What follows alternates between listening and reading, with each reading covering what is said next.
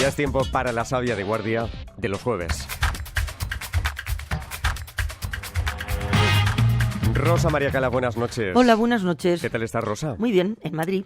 Sí, sí, Bien. sí, lo sé. Mira, llevo rato diciéndome al ver por auriculares, oye, que no llega Rosa, que no llega. Digo, es que no tiene que llegar, que está en Madrid. Exactamente. ¿Qué haces en Madrid, Rosa? Pues he estado esta tarde como jurado de un premio que ya el año pasado hablamos de él, que de la Fundación Grunenthal, que premia trabajos periodísticos sobre el dolor. Y recuerdas que hicimos un programa además dedicado pues al tema del dolor, ¿no? Y la Muy verdad olvidado, que por cierto, ¿eh? Sí, además francamente es una iniciativa fantástica porque son esos temas de los que normalmente no se habla, que es muy difícil, sabemos bien los periodistas, no meter esos temas en la agenda. Y entonces, bueno, pues que haya buenos trabajos hechos tanto en prensa escrita como en audiovisual, pues es muy de valorar. Y además hay dos apartados, ¿no? Que uno es el dolor, en fin, de las personas adultas, pero también hay otro apartado que es el dolor infantil, ¿no? Y de hecho uno de los trabajos era fantástico y en el jurado estuvimos muy emocionados porque se llama adivinar el dolor en los niños, ¿no? Claro. Y todos aquellos que tienen niños pues saben lo tremendo que es eso, ¿no? Cuando son pequeñitos y no te pueden explicar, ¿no? Que no sabes. Exactamente. Entonces realmente creo que está muy bien. Y bueno, pues esta tarde hemos tenido la entrega de premios. Estupendo. Y ha estado todo muy bien. Bueno. Así que...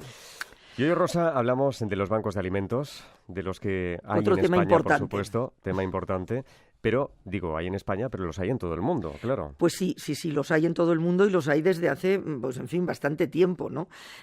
Porque, bueno, empezaron en Estados Unidos, en Arizona, en Phoenix, o sea, un voluntario pues cristiano, ¿no? Que en un determinado momento en el 66, o sea, que ya, en fin... Ha llovido. Ha llovido, o sea, que no es una cosa que tiene que ver ahora con la crisis de ahora y todo eso, ¿no? Sí. Y entonces, pues bueno, decidió que había que organizar algo pues para todas esas personas que lo pasaban pues muy mal, porque en Estados Unidos pues también hay mucha gente que lo pasa muy mal, ¿eh? Claro. Siempre pensamos que atan los perros con longanizas, ¿no?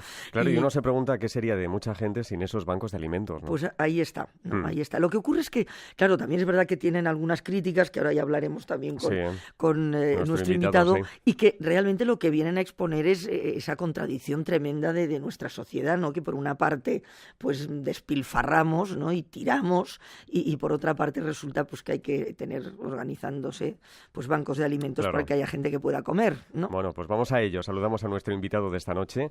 Es un buen amigo, Ángel Franco, es responsable de comunicación y prensa de la Federación Española de Bancos de Alimentos. Ángel, buenas noches. Hola, buenas noches. Buenas noches y bienvenido. Compañero de esta casa, compañero Claro, de tiempo A. durante mucho tiempo. Así que os conocíais, claro. Nos conocimos en Londres hace, madre mía, en los años 70, ¿no? Bueno. O sea, que imagínate. Sí. Bueno, pues Ángel, ha llovido. muchas gracias por acompañarnos de nuevo. Porque claro, tiene razón Rosa, ¿no? Que haya críticas también, porque hay quien no acaba de entender por qué la solidaridad de los españoles, en este caso, y no el gobierno o el resto de administraciones, se hagan cargo de una necesidad básica, que es comer, ¿no? Pues evidentemente la comida es un derecho casi, y no llega a ser constitucional, pero la necesidad sí lo hace. Y por desgracia además no solo una vez al día, sino 3, si varias, es posible, ¿no? sí.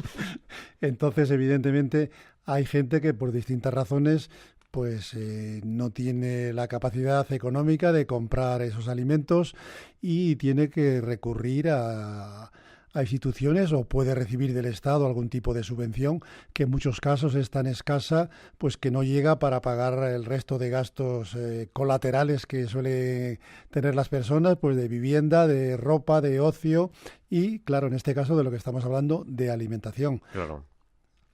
Bueno, enseguida hablamos, si te parece, de la gran recogida de alimentos de este año, pero hablemos de los bancos justamente porque la federación está compuesta por unos 60 aproximadamente, repartidos 56, por toda España. 56 somos. Que se nutren sobre todo de la implicación de los voluntarios, de la solidaridad de esos voluntarios.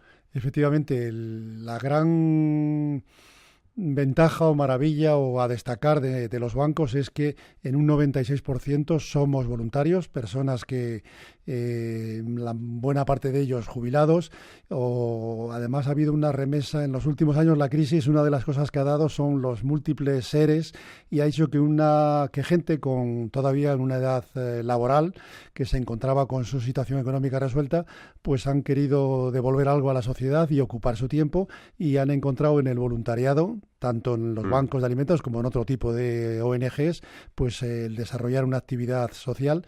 Y en ese sentido los bancos de alimentos, pues como te digo, el 96% somos voluntarios. Rosa.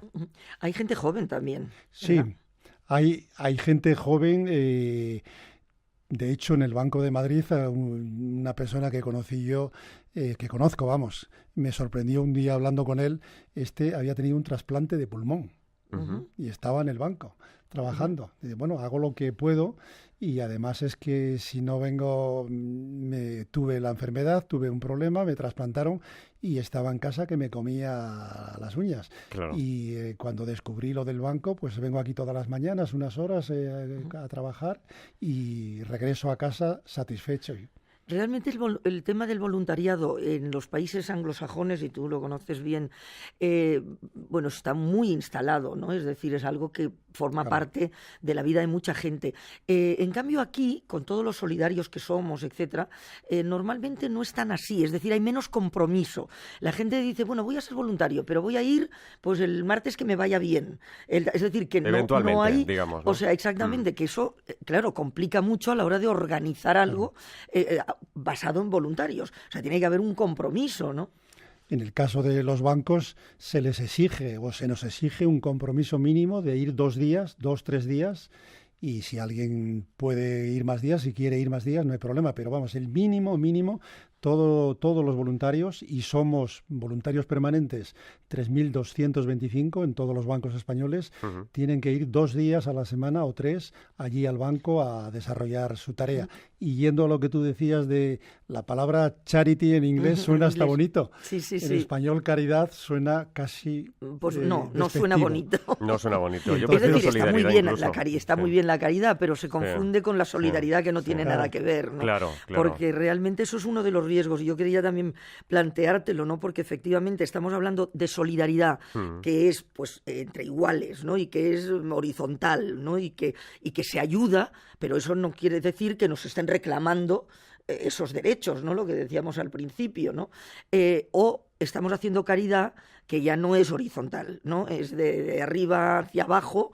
Y bueno, pues ya está, hago esa caridad y ahí me quedo. O sea, ya no me preocupo de reivindicar que eso no debería ser así, ¿no? Hombre, las personas necesitadas o desfavorecidas que reciben alimentos normalmente tampoco reciben la cantidad suficiente como para instalarse en el confort y decir puedo vivir con los alimentos que me llegan a través del banco o de la ONG local. Entonces, eso es un incentivo para buscar trabajo o para buscar otras opciones para poder reincorporarse sobre todo a la vida laboral, con el problema de que con la crisis mucha gente a partir de unas ciertas edades pues se ha quedado en paros, se le ha agotado el paro y se han encontrado en una situación realmente problemática, y que solamente las ayudas externas, sean del Estado, del Gobierno, de organizaciones como los bancos de alimentos o la Cruz Roja o otro tipo de ONGs, pues es ahí donde encuentran esos recursos mínimos. Este viernes y el sábado, en Madrid también el domingo, gran recogida de alimentos. El lema de este año es Cuenta contigo, cuento contigo. Es la quinta ya, y atención a las cifras, 130.000 voluntarios van a cubrir cerca de 11.000 puestos de donación de alimentos. Efectivamente, el funcionamiento de la gran recogida es un despliegue tremendo de voluntariado, y que justamente más que parte, el éxito está en esos voluntarios, porque si llegas a una tienda y ves una mesa o una caja en la que depositar alimentos, muy poquita gente los depositaría. Sin embargo, si hay gente, en muchos casos son jóvenes además, porque hay colegios y empresas incluso que se organizan, y hay personas que te reciben y amablemente te explican, somos del Banco de Alimentos, tome usted una bolsa, compre lo que usted necesite y luego, por favor, pues ponga algunos alimentos para nosotros que serán de utilidad y que los repartiremos, los distribuiremos a través de las organizaciones sociales a las personas que tienen este déficit. Y podéis también indicar qué tipo de alimentos, ¿no? Porque si no, a lo mejor, pues claro, empieza todo el mundo, yo qué sé, pues a poner arroz y pues ni nadie a poner aceite, ¿no? Claro. O sea, es decir, que cómo se organiza eso. Efectivamente, normalmente os se explica de palabra o incluso hay ya hojas impresas en las cuales pues se indica el tipo de alimentos que son más conveniente dar. Normalmente pues son alimentos no perecederos por evidentes razones de sanitarias, de seguridad y demás y de transporte. Por ejemplo, de cara al transporte pues tampoco no queremos nada que sea de vidrio porque tendría el riesgo si es un bote suelto de romperse. Claro. Entonces pedimos alimentos no perecederos y tampoco rechazamos los tradicionales de las legumbres, el arroz, la pasta y demás, pero invitamos a la gente a ir, si es posible, si tienen medios, a un producto de un poquito más de calidad y más escaso y más fácil, además de a lo mejor de utilizar, de comer. Por ejemplo, de un lado, alimentos infantiles, lógicamente. Por otra parte, el aceite, que está carísimo en este momento, las conservas de carne y de pescado, los platos precocinados, como la fabada, por ejemplo, de esto, que están enlatados, además, en latas de aluminio, y que son fácilmente de consumir porque ya están cocinados, hay que calentarlos, porque muchas veces la pobreza alimentaria está unida a la pobreza energética. Entonces, recibir 1 kilo de lentejas, hay que ponerles, aparte de fuego y agua, hay que ponerles también un poquito de chorizo, un poquito de algo para que tengan sustancia y proteínas. Por cierto, España está a la cabeza de los países donde más alimentos se donan y el año pasado se logró una cifra récord de 22 millones de kilos. Es una auténtica barbaridad, pero claro, lo que estamos comentando también, lo importante no es la cantidad, lo importante es la calidad de esos alimentos. Claro. Por supuesto, es importante ambas cosas, calidad y cantidad. En cantidad, nosotros al año, el año 2016, distribuimos 154 millones de kilos. O sea que esto representa pues solamente unos meses de nuestra distribución de alimentos. Porque también debemos recordar que recibimos una cierta cantidad de alimentos a través de los fondos europeos que son subvencionados por Bruselas, por la Unión Europea, y en el 85% y en el 15% por el gobierno español. Pero nos lo dan no en dinero, sino en alimentos. O sea, el gobierno y la Unión Europea establece, el FEGA, establecen una lista de productos, normalmente suelen ser entre una docena y 15 o por ahí de estos alimentos que comentamos, y sale a concurso público, compiten las empresas para llevárselo y nos los entregan los alimentos ya preparados que nosotros luego distribuimos, porque hay que recordar que los bancos de alimentos no entregan directamente los alimentos a las familias.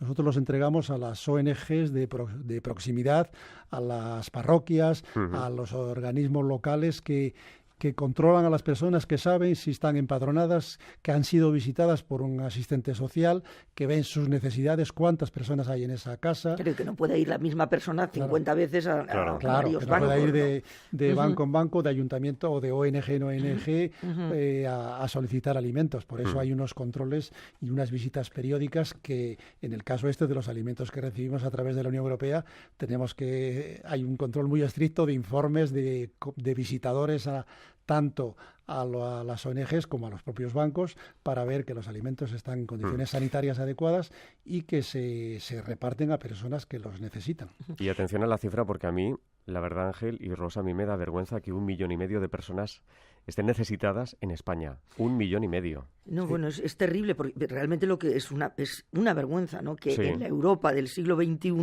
no realmente estas necesidades no solo no disminuyen, sino que están aumentando en los últimos años, ¿no? Nosotros hemos sentido en este número de personas, de beneficiarios que atendemos, la crisis perfectamente, porque duplicamos cuando empezó la crisis. Bueno, se tardó un primer periodo en sentir los efectos, pero vamos, antes de la crisis estábamos en 700.000 personas y llegamos hasta 1.700.000. Ahora se ha estabilizado, está bajando ligeramente, ha bajado en 2015 y 2016 aproximadamente un 3%, pero lógicamente siguen ahí 1.511.000 personas, son muchas personas a las que atender.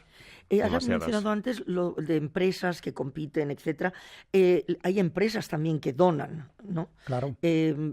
Bueno, también hay que decir que desgravan por lo que donan. Bueno, general, ¿no? Hay un proyecto de ley justamente para favorecer... ¿Pero eso cómo está? Porque hay, de una parte, hay dos temas paralelos. Uno es el hambre y otro el despilfarro, el desperdicio de alimentos. Entonces, las donaciones no están exentas del IVA, por ejemplo, o sea, lo cual es un problema. Claro, eso es bastante increíble. Claro. También. Nosotros no pedimos que quiten el IVA, pero que ese valor nos lo den en alimentos. Claro. Claro, y intentamos presionar al gobierno de negociar con él para que ese importe, que es bastante importante, pues se nos sea retornado en más alimentos. Y luego, pues hay un proyecto de ley, empezaron las leyes estas que favorecen las donaciones, fue en Italia la primera, que se llama la Ley del Buen Samaritano, que luego se ha tenido otro país, Francia, el año pasado, puso una ley mucho más exigente y penalizante incluso, de forma que toda la gran superficie que tenga más de 400 metros cuadrados tiene que tener un acuerdo para los alimentos que estén a punto de caducar, esos excedentes alimentarios, los entreguen a un comedor social o a una ONG cercana a donde esté este supermercado, bajo multa de 90.000 euros. O sea que es penalizante. En España, en la última propuesta que hay se aprobó antes del verano un proyecto de ley propuesto por el Partido Popular en el que se va a ir inicialmente hacia la ley del buen samaritano. Se queda un poco corto para nuestros deseos y también tiene un segundo problema, y es que quita la responsabilidad al donante. Entonces nos la pone a nosotros.